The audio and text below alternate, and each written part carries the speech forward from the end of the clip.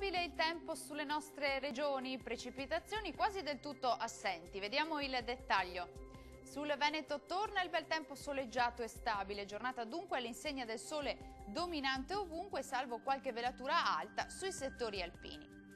Temperature massime comprese tra i 19 e i 25 gradi circa, valori minimi attesi tra i 7 e i 13 gradi. Spostiamoci ora a vedere che tempo farà sul Friuli Venezia Giulia. Anche qui avremo un deciso miglioramento del tempo, sarà dunque una bella giornata soleggiata e stabile ovunque, salvo poche nubi sparse. Temperature massime sui 21-23 gradi, minime attese invece tra gli 8-11 gradi circa. Raggiungiamo infine il Trentino Alto Adige, anche qui il tempo migliora con un ampio soleggiamento ovunque, un po' più di nubi sparse sui rilievi dell'Alto Adige.